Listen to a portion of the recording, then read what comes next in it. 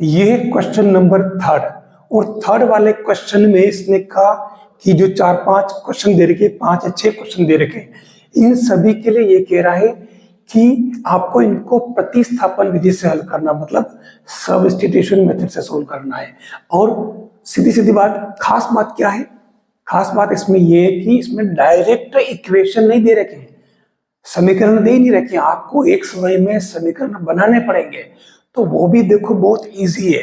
हमारे पहला क्वेश्चन क्या कह रहा है कि दो संख्याओं का अंतर कितना है, 26 है। पहली बात, जो पहली शर्त रखी उसको डायरेक्ट यूज कीजिए। मान लो, क्योंकि दो संख्याओं नाम दे दिया अपन ने, दो नंबर, फर्स्ट नंबर एक्स ले लेते हैं और दूसरी वाई। ठीक है, माना कि लेट फर्स्ट नंबर एक्स और ये सेकेंड नंबर वाई ले लेते हैं। फिर इसने कहा कि इनके जो अंतर है वो कितना है, 26 है। अंतर इट मीन्स एक्स में से अगर वाई घटाओ तो ये 26 है। एक इक्वेशन हमारे आ चुका। ठीक है, अब अगली शर्त कह रहा है कि एक नंबर दूसरे नंबर की 3 टाइम्स है, 3 गुनी है। तो हम कह सकते हैं कि ये लोग पहली नंबर जो है वो दूसरी की 3 टाइम्स है, 3 गुना है। ये पहली, ये दूसरी को 3 से गुना करें तो पहली आ रही। बस ये हमारे दोनों ही इक्वेशन हो गए। अब ये कह रहा है कि प्रतिस्थापन विधि से, तो लो ना, ये x की वैल्यू समीकरण 1 में रख दो, x equal to 3y in equation 1। ठीक है ना, पुट लिख दो यहां पे। तो ये x की जगह क्या रखना, आपको 3y रखना, ये माइनस वाई पड़े रहने दीजिए 26, और ये 3y में से y गया तो 2y बचा, ये 26 और ये y इक्वल टू 26 के अपोन में जाएगा 2 सीधा सा, तो कितनी बार जाएगा 13। ये आपके y की वैल्यू आ गई। अब आप समीकरण नंबर कौन सा यूज करेंगे, जो इजी पड़े वो शुरू यूज कर लो। तो इजी हमारे x इक्वल टू 3y वाला पड़ रहा है, तो देखिए x इक्वल टू 3 और ये y की वैल्यू यहाँ पुट कर दीजिए, तो ये आपके x इक्वल टू 39। तो ये आपके फाइनली आंसर क्या आया, फर्स्ट नंबर जो आपने x लेट की थी वो कितनी आ गई 39, और सेकंड नंबर जो आपने यूज लेट की थी y वो आ गई 13। अब हमारी दोनों शर्तें भी अप्लाई करके देख लो कि करेक्ट है कि नहीं है। इसने कहा कि दो संख्याएं हैं, उनका डिफरेंस यानी कि अंतर 13 है, तो 39 में से 13 घटाओ 26 आ जाने चाहिए। आ रहा है ना। फिर ऐसे ही कह रहा है कि एक नंबर दूसरे की 3 टाइम्स है, तो ये आपके देख लो 13 का 3 गुना करो तो 39 आ रहा। क्वेश्चन नंबर थर्ड का पहला क्वेश्चन कंप्लीट हुआ। ये सेकंड क्वेश्चन, और सेकंड में कह रहा है कि दो कोण है, संपूरक कोण है आपस में, और उसमें बड़ा कोण छोटे कोण से 18 डिग्री अधिक है, तो आपको दोनों एंगल निकालने। अब मैंने बोला कि संपूरक, इट मींस कॉम्प्लीमेंट। ठीक है, यानी पहला एंगल अगर अपन मान लो x डिग्री मान ले, जैसे x डिग्री, दूसरा एंगल y डिग्री मान ले, और हम इसमें कह दें कि ये पहला वाला जो है बड़ा है y डिग्री से। ठीक है, अब ये कह रहा है कि वो दोनों एंगल क्या है, संपूरक, इट मींस कॉम्प्लीमेंट। कॉम्प्लीमेंट का मतलब होता है कि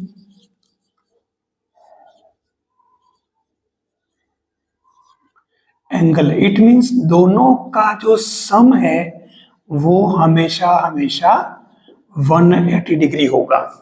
एक इक्वेशन हमारे पास आ गया, क्योंकि संपूरक कोण क्या होता है, दो कोणों का योग 180 डिग्री हो तो वो संपूरक होते हैं। अब इसने कहा कि छोटा जो एंगल है वो बड़े वाले से, मतलब बड़ा वाला जो है छोटे वाले से 18 डिग्री अधिक है, तो हम कह सकते हैं कि एंड, देखिए ये आपके x और ये आपके y, दोनों में से छोटा कौन है, y छोटा है, तो ये x इससे कितना बड़ा है, यानी कि इसमें आप 18 जोड़ दो तो बराबर हो जाएगा।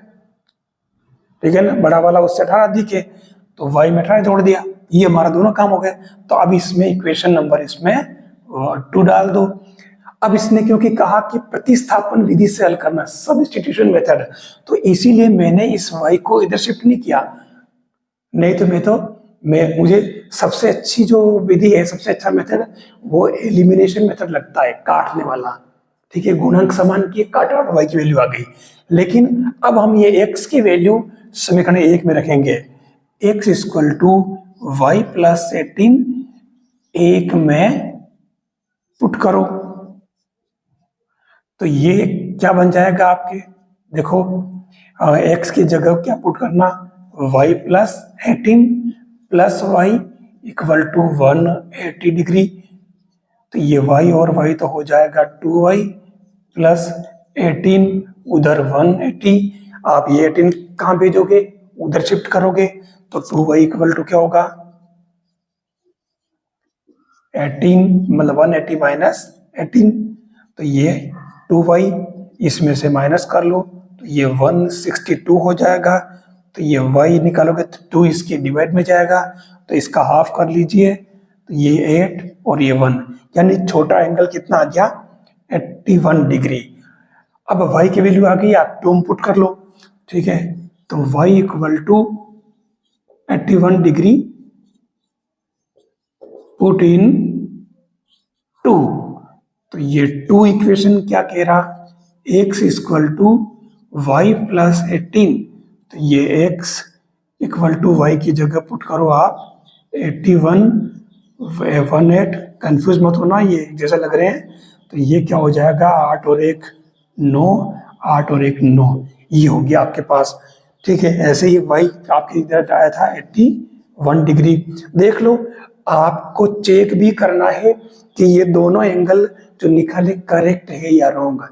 करेक्ट है, क्योंकि अगर इन दोनों को प्लस करो तो कितना आना चाहिए 180 आना चाहिए, तो करो 9 और 1 10, 9 8 17 और 1 18, पहली शर्त कंप्लीट। दूसरे में कह रहा है कि अगर एक एंगल दूसरे से 18 अधिक है, तो देख लो ना आप 9 माइनस 81 करो 18 आ रहा है, तो हमारी दोनों शर्तें लागू हो गई, यानी हमारा क्वेश्चन करेक्ट है जो अपन ने सोल्व किया है। अब देखिए थर्ड क्वेश्चन का थर्ड पार्ट है, यानी तीसरे का तीसरा क्वेश्चन। ये कह रहा है कि जो क्वेश्चन है उसमें कह रहा है कि बैट और बल्ले हैं, ठीक है ना। तीसरे क्वेश्चन की बात कर रहा है, तीसरे का तीसरा, थर्ड का थर्ड। ये कह रहा है कि क्रिकेट टीम के कोच ने 7 बैट और 6 बॉल 3800 में खरीदी। तो देखिए सबसे पहले अपन क्या करें, इसके अंदर एक बैट की रेट अपन मान लेते हैं x और एक बॉल की रेट मान लेते हैं y। तो सीधा सीधा यहां पर बैट और बॉल कितने कितने हो गए 7 और 6, तो यहां डायरेक्ट ही आप कर सकते हैं कि 7 बैट प्लस 6 बॉल, इन दोनों की रेट कितनी है 3800 रुपए, 3800। सीधा सीधा पहला इक्वेशन तो बन गया है, क्योंकि एक बैट की रेट अगर x है तो 7 की कितनी हो जाएगी 7x, और एक बॉल की रेट अगर y है तो 6 बॉल की कितनी हो जाएगी 6y। अब ये कह रहा कि इन दोनों को मिला करके देखें तो 3800 रुपए लगते हैं। ये हमारा इक्वेशन बन गया 1। अब सेम ऐसे ही एक बात और दे रखी है, केवल 7 और 6 चेंज कर रहा है। ये कह रहा है 3 और 5 कर दिया है, यानी कि 3 बैट और 5 बॉल है, तो ये 3x प्लस 5y, और ये हो रहा है टोटल कितना 1750। ये दोनों चीजें डायरेक्ट ही क्वेश्चन में दे रखी है। वैसे ऐसा ही क्वेश्चन 3.1 के अंदर भी बता रखा है मैंने, डायरेक्ट ग्राफिकल मेथड से। अब ये क्वेश्चन फिर से आ गया। अब यहाँ अपने को सोल्व करना है, कह रहा कि एक बैट और एक बॉल की वैल्यू क्या होगी। हमारा सीधा सीधा काम है, हम इसमें किसी भी भले x की ये जो गुणांक के समान कर लें, भले y के गुणांक समान कर लें। अब x के कोएफिशिएंट समान करोगे तो ये 7 और यहाँ 3 है, तो इसको आप 3 से मल्टीप्लाई करो और इसको 7 से कर लो, सीधी सीधी बात। तो अपन इक्वेशन 1 को तो करते हैं 3 से और 2 को 7 से मल्टीप्लाई करें, तो ऐसा करने से इक्वेशन 1 क्या हो जाएगा, देखो 3 से किया तो पूरे को 3 से मल्टीप्लाई करना पड़ेगा।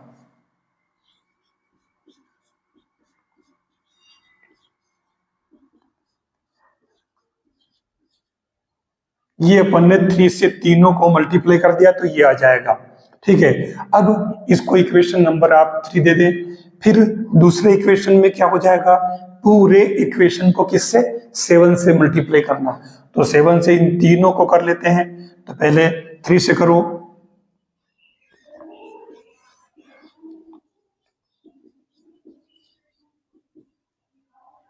ये अपन ने इसको 7 से मल्टीप्लाई कर लिया, इक्वेशन नंबर 4 बना दे।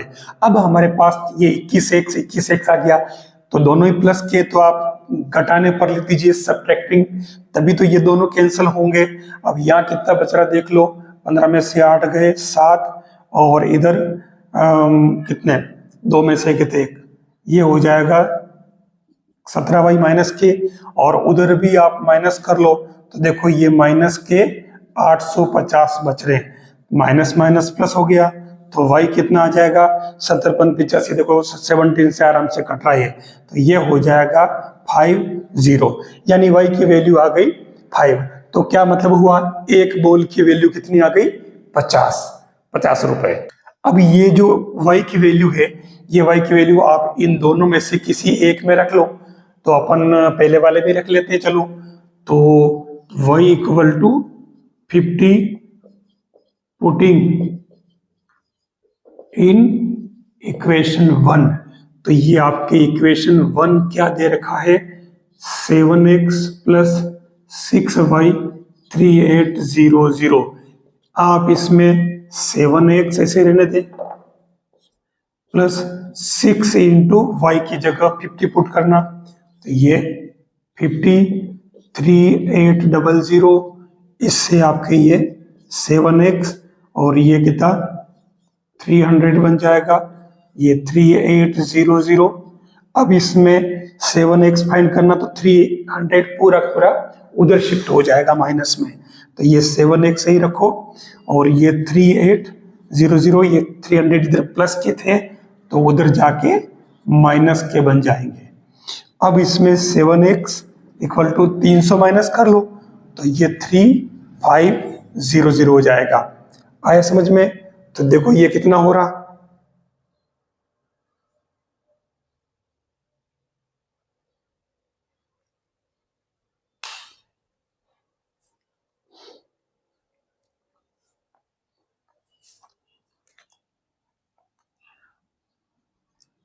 x इक्वल टू 7 सीधा अपॉन में जाएगा, तो ये 3500 अपॉन 7, तो ये 500, यानी आपकी x की वैल्यू क्या आ गई 500।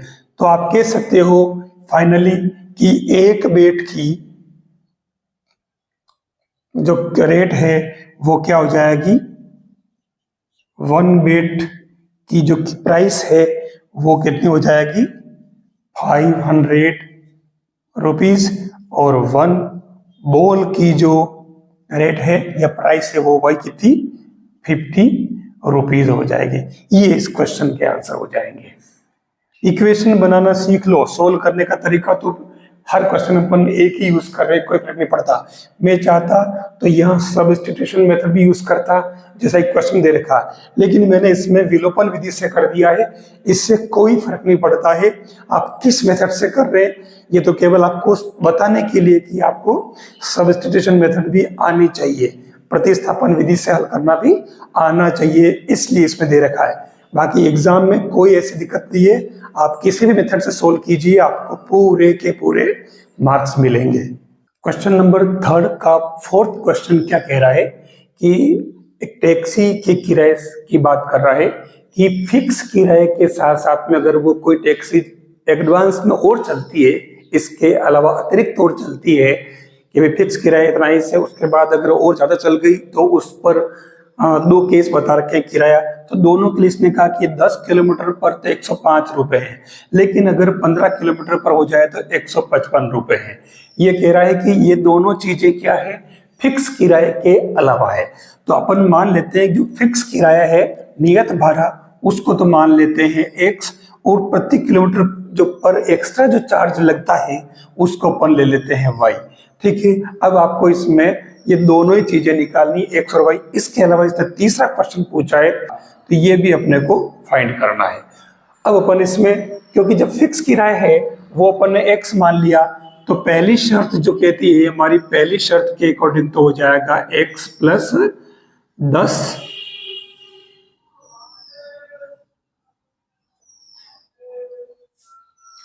ये आपके x plus 10 Y equal to 105 हो जाएगा इस पहली शर्त के अकॉर्डिंग। एक इक्वेशन तो आपके पास में आ गया है। दूसरा इक्वेशन सेम ऐसे ही निकाल लो, तो ये क्या हो जाएगा सेकंड वाली शर्त के अकॉर्डिंग, ये हो जाएगा x plus 15y equal to 155। इसको आप इक्वेशन नंबर 2 डाल दीजिए। बस अब इन दोनों को सोल्व कर लीजिए। तो इसके लिए क्या होगा, आपके पास दोनों, देखो मैंने कहा ना, आप चाहें तो प्रतिस्थापन विधि से करें, सब्स्टिट्यूशन मेथड से, और आप चाहें तो विलोपन से करें। अगर मैं इसको विलोपन से करूं तो देखो x x सेम आ रहा है, फिर भी आप कहें नहीं आप तो प्रतिस्थापन से करो, तो चलो कर लेते हैं ना यार, इससे x की वैल्यू निकाल लीजिए। ठीक है, किससे, पहले वाले से निकाल लीजिए, पहले वाले से निकालो। तो पहले वाले से x की वैल्यू क्या हो जाएगी 105 माइनस ये 10y चला जाएगा उधर, शिफ्ट हो जाएगा माइनस में। ठीक है, तो ये x की वैल्यू हमारे पास आ चुकी है, ये x की वैल्यू आप सेकंड में डाल दीजिए, तो ये x सेकंड है। ठीक है, इस पूरे को मैं यहाँ ला रहा हूँ, तो ये x यहाँ आएगा, और x की वैल्यू क्या है 105 माइनस 10y, 105 माइनस 10y, और ये प्लस 15y, और उधर 155 हो जाएगा। बस आप इसको सिंप्लीफाई कर लो, 15 में से 10y चले गए तो ये 5y माइनस कर दीजिए, और ये 155 में से 105 माइनस कर दीजिए, ये सीधे उधर चला जाएगा माइनस में, प्लस का है तो उस कंडीशन में, तो ये 5y इक्वल टू 5 कितना बचा, ये बच रहा है 0, और 15 में से 10 गए तो 5, तो ये y इक्वल टू आ जाएगा कितना, 5 बटे में चला जाएगा तो ये 10। यानी कि आपके प्रति किलोमीटर एक्स्ट्रा अगर चलेगी गाड़ी तो वो कितना आएगा 10 रुपए। अब अपन x की वैल्यू निकाल लेते हैं, तो इसमें x की जगह ये जो अपने को x ही निकालना था, तो ये आप इसको इक्वेशन नंबर 3 डाल दें, तो ये डायरेक्ट कुछ भी नहीं करना, 3 इम्प्लाइज 3 कह रहा है x equal to 105 minus 10y, तो ये x इक्वल टू 105 माइनस 10, और y की वैल्यू ऊपर से 10 पुट कर दीजिए, तो ये x इक्वल टू 105 माइनस 100, तो ये x कितना आ गया 105 में से 10 हो गए तो ये 5 रुपए। तो ये आपके दोनों ही आ गया, यानी नियत भाड़ा कितना आ गया आपके 5 रुपीज, और जो पर किलोमीटर है वो कितना हो गया 10 रुपए। ये आपके दोनों आंसर आ चुके। ये जो पार्ट पूछ रहा है 25 किलोमीटर पर उसको कितना किराया देना पड़ेगा, तो देखिए हमने लिखा यहाँ पर कि 10 किलोमीटर के लिए 10y, 15 किलोमीटर के लिए 15y, फिक्स किराया तो है जो है इसे। तो अब हमारे इसमें जो नया इक्वेशन बनेगा, नया समीकरण क्या बनेगा, फिक्स किराया एज इट इज रहेगा, प्लस 15 और 10 की जगह इसमें कितना बोल दिया 25 किलोमीटर, तो ये हो जाएगा 25y। ठीक है, तो आपको इसकी वैल्यू निकालनी, तो x तो आपके पास में कितना आ गया था 5, और ये 25, और y आपके पास आ रहा 10, बस ये वैल्यू पुट कर दीजिए, ये हमारे क्लियर आंसर हो जाएगा। ऐसे क्वेश्चन में बड़ा ध्यान रखना पड़ता है, इसमें मिस्टेक तुरंत हो जाती है अंडरस्टैंडिंग में, तो ये हो जाएगा 255 रुपीज। इस तरीके से आपका ये क्वेश्चन होगा। ये क्वेश्चन सबसे अलग था थोड़ा, क्योंकि इक्वेशन बनाना और उसके बाद में उसको सोल्व करना, और उसके बाद में एक्स्ट्रा एक क्वेश्चन और पूछ लिया उसका भी आंसर लिखना, तो ये हमें अंडरस्टैंडिंग से ही पता चलेगा कि इस क्वेश्चन को कैसे करना है। अब देखिए 5th वाला क्वेश्चन कह रहा है कि आपको एक भिन्न दी गई है फ्रैक्शन, तो उस फ्रैक्शन को अपन ने सबसे पहले मान लिया वो x अपॉन y है। अब आपको x और y की वैल्यू निकालनी है, और जब कभी आप समीकरण के सवाल करें, इक्वेशन के सवाल करें, और उसे समीकरण बनाना हो, पहले से गिवन नहीं हो समीकरण एक्स वाई में, दो होते हैं ना पेयर, तो उस कंडीशन में आपको सवाल में दो शर्तें दी होती है, हर क्वेश्चन में ध्यान रखना, क्योंकि एक्स और वाई दो वेरिएबल है, इसलिए हमने फ्रैक्शन मान ली एक्स अपॉन वाई। अब ये पहली शर्त में क्या कह रहा है, देखो साफ साफ बोला इसने, यदि अंश और हर दोनों में दो जोड़ दिया जाए तो वो भिन्न 2/11 बन जाती है। इट मींस पहली शर्त जो कह रही है उसके अकॉर्डिंग हम एक्स अपॉन वाई लिखें और इस लाइन को थोड़ा बड़ा करें, क्योंकि दोनों में आपको +2 करना है, और ऐसा करने पर वो फ्रैक्शन क्या बन जाती है, 2/11। नहीं,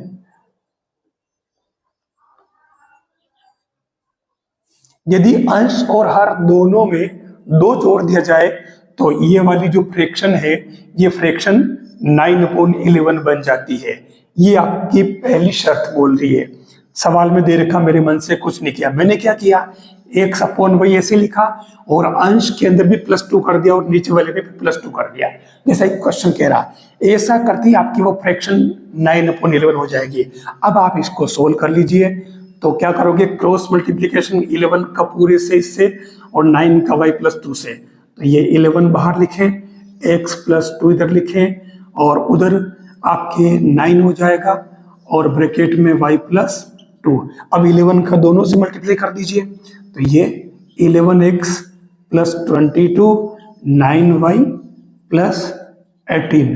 अब देखिए ये 11x 9y इधर शिफ्ट कीजिए, माइनस का हो जाएगा और 18 प्लस का उधर ही है 22 उधर जाएगा तो माइनस का हो जाएगा, तो ये माइनस का 22, तो ये आपकी 11x minus 9y equal to कितने बच रहे हैं, -4। ये आपके इक्वेशन नंबर 1 बन गया। फिर सेकंड शर्त क्या कह रही कि अंश और हर दोनों में आपको 3 जोड़ना है। कितना, 3। क्वेश्चन में दे रखा है तो मैंने प्लस कर दिया, और जैसे ये करोगे तो ये कह रहा है कि वो 5/6 बन जाती है। बस अब आप सेम ऊपर जैसे ही काम कीजिए, 6 का x + 3 से मल्टीप्लाई करना, तो ये x + 3 इक्वल टू 5 और y + 3। बस आगे बढ़ा लीजिए, 6 को मल्टीप्लाई कर लीजिए, 6x + 18, ये 5y + 15 दोनों से मल्टीप्लाई कर दिया। तो ऐसा करने से ये आगे बढ़ा दो इसको, 6x और ये 5y इधर ले आओ तो माइनस का हो जाएगा,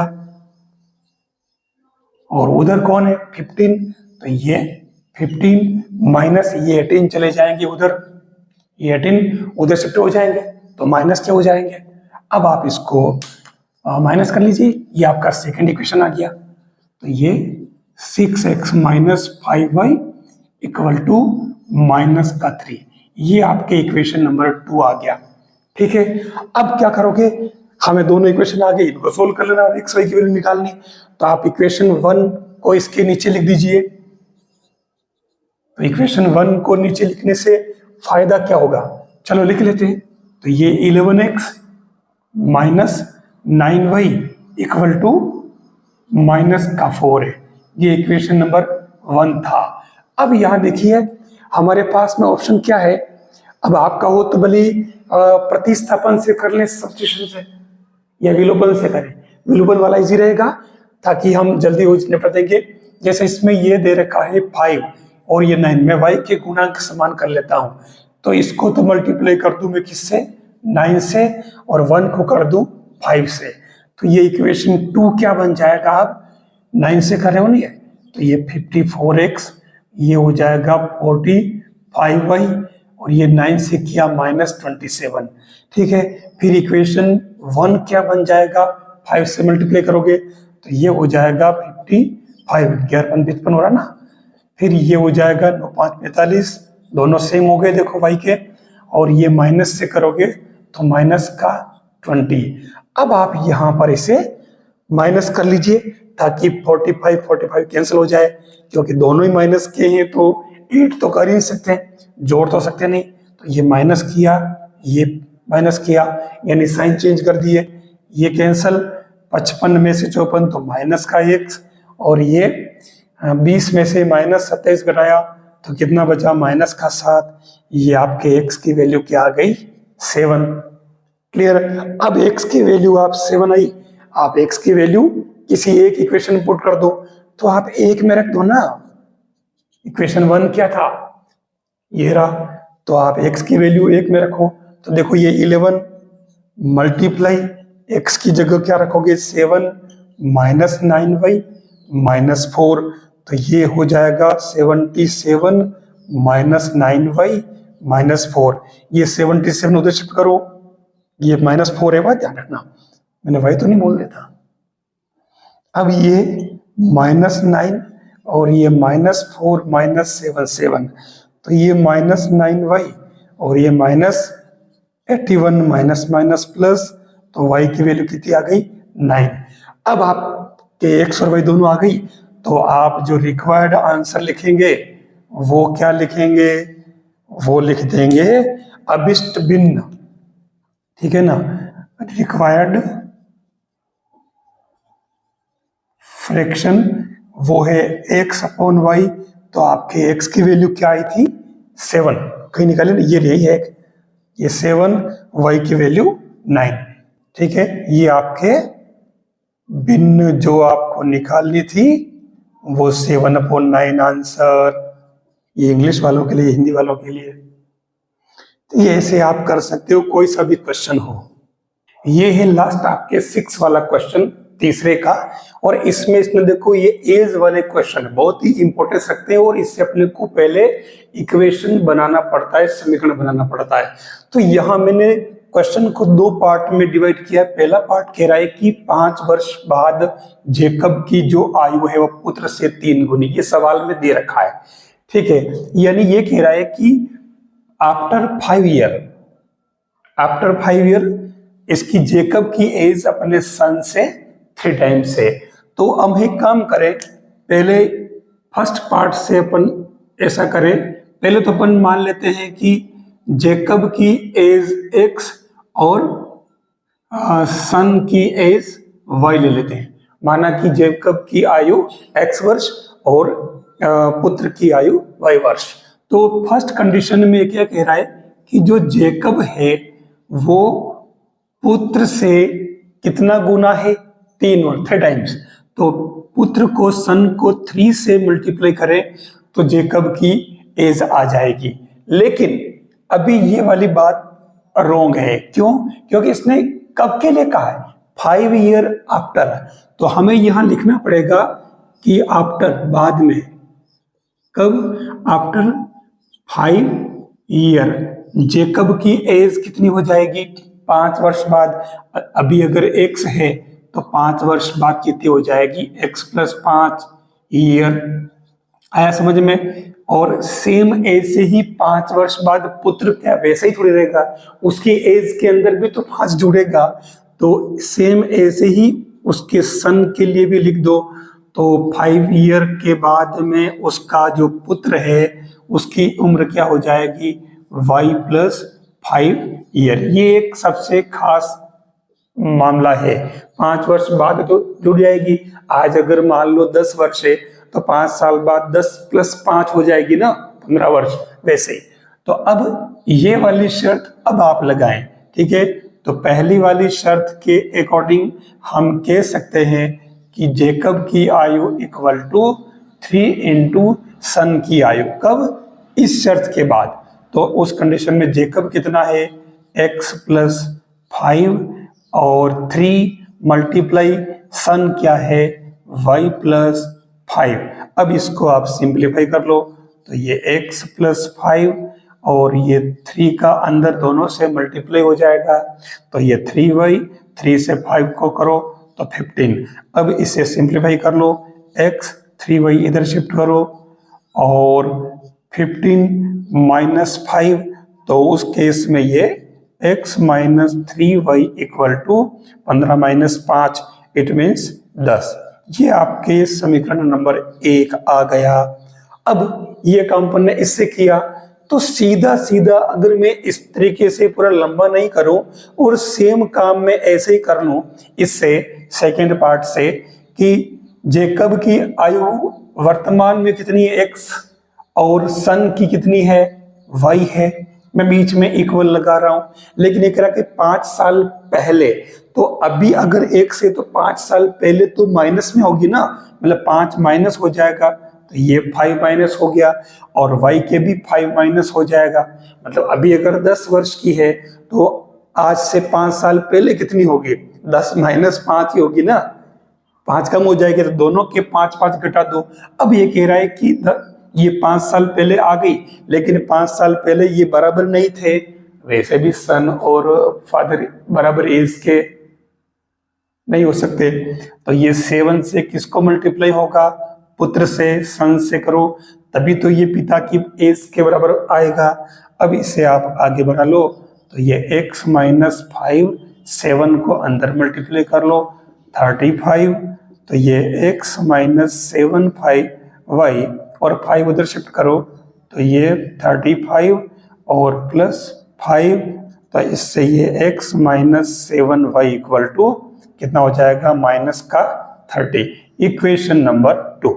ये हमारे पास में 2 इक्वेशन आ गए, तो हम कह सकते हैं कि पहले वाले से जो इक्वेशन आया था वो तो कितना आया, x minus 3y equal to 10, और दूसरे वाले से क्या आ गया, x minus 7y equal to 30। अब हम इन दोनों को सोल्व कर लेते हैं। तो पहला equation x minus 3y equal to 10, दूसरा equation x minus 7y minus 30। अब मैं इसे सब्स्टिट्यूशन मेथड से नहीं कर रहा हूं, मैं विलोपन से कर लेता हूं, एलिमिनेशन मेथड से। दोनों एक ही बात है, कोई फर्क नहीं पड़ता, आप कैसे भी करो। तो मैं ये x प्लस का, ये x प्लस का है, तो इनको काटना है, तो इसका x का, इसका तीनों का साइन चेंज करूंगा। x प्लस का है माइनस, 7y माइनस का प्लस, और 30 माइनस का तो प्लस कर दिया। अब क्योंकि दोनों माइनस प्लस माइनस हो गई है, तो इसको तो आप कर दो कैंसल, और यहाँ 7y में से 3y गया, तो ये 4y इक्वल टू 30 और 10 कितना हुआ 40, और ऐसा करने से y की जो वैल्यू आएगी 4 अपॉन में जाएगा, तो ये 10 आ जाएगा। यानी आपके जो अपन ने लेट किया था ना पुत्र y किसकी एज ली थी अपन ने, सन की, तो ये सन की एज आ गई। अब ऐसे ही आप इस इक्वेशन 1 को 2 में से किसी एक को ले लो, तो x पहले वाला कह रहा है कि x minus 3y equal to 10, तो ये x निकालना, 3y की जगह 10 पुट कर दीजिए, ये 10, तो ये x माइनस 30 इक्वल टू 10, तो ये इससे x इक्वल टू 30 प्लस 10, तो ये फाइनली x क्या आ गया 40। तो फाइनली आप कह सकते हो कि इसमें जेकब की जो एज आई, अपन ने जेकब की क्या मानी थी, x मानी थी, तो वो कितनी आ गई 40 ईयर्स, और सन की एज अपन ने मानी थी y, तो वो कितनी आ गई 10 ईयर्स। ये आपके फाइनल इसके आंसर हो जाएंगे। बिल्कुल इजी, ऐसे एज वाले क्वेश्चन हो कोई से भी हो, उस क्वेश्चन को हमेशा 2 पार्ट में डिवाइड करो, और जैसा जैसा वो कहता है वैसे वैसे आप करते जाइए, आप इक्वेशन भी बना लेंगे और उसको सोल्व भी कर लेंगे। ये आपके एक्सरसाइज 3.3 कंप्लीट हो गई क्लास 10th की मैथ्स की। अच्छा, एक क्वेश्चन करूंगा, आपको ये क्वेश्चन समझ में आ रहे हैं या नहीं? अगर आ रहे हैं और आपको अच्छा लग रहा है, आप चाहते हैं कि आगे की एक्सरसाइज और करवाई जाए, तो आप जरूर कमेंट करिए कि हाँ आप इसको कंटिन्यू करिए और आगे और सवाल कराइए, हमारे लिए काफ़ी फायदेमंद है। जरूर कमेंट कीजिएगा।